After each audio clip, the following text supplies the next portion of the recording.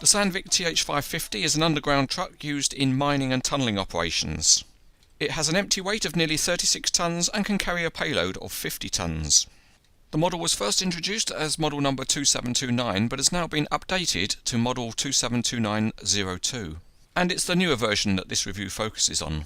The box design has been updated on the newer version with a different photo on the front. And on the back, the technical specifications of the real machine have been changed, showing that the updated real machine is the reason for the updated model. Inside the box, the model comes in standard Conrad packaging. It consists of cardboard with a foam rubber backing, and it protects the model well. There are no instructions for the model, and all that's in the box is the model and a small bag containing a couple of mirrors which have to be fitted.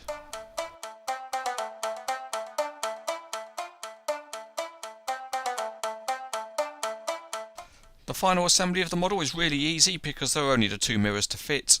One pops in on one side and the other just plugs into holes that are in the front of the cab.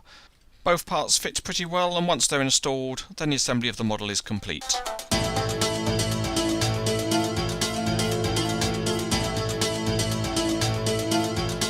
The underside of the chassis is well armoured, as the real machine would be, but you can see some transmission details on the rear axle. The rubber tyres are chunky with a deep tread pattern, and they're mounted on detailed wheels. The cab has some good detailing with mirrors and wipers, and the door hinges are modelled, as is a plastic grab rail. The fire extinguisher at the front has also been neatly modelled. On top of the body there's plenty of detail within the castings, there's a really good exhaust, and there's an excellent fine mesh protective cover. At the articulation point the hydraulic hoses are modelled, as is the universal joint on the transmission. And the drive shaft can be seen running across the chassis to the rear axle. Looking at the back of the truck, the lights have been modelled and they've been painted. The dump body is all made of metal with the exception of the plastic grab rail which is on one side.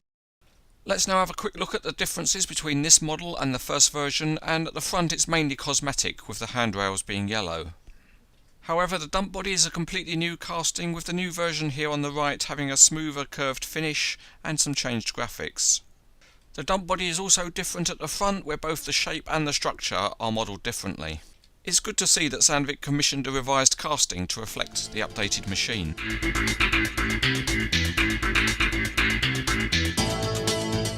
This is a heavy model by Conrad and it rolls along well in a straight line.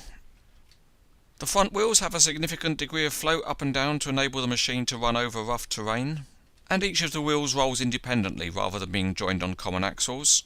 Steering is achieved via the articulation point, and this is controlled by a couple of little cylinders, and it holds a pose well and rolls well in a curve.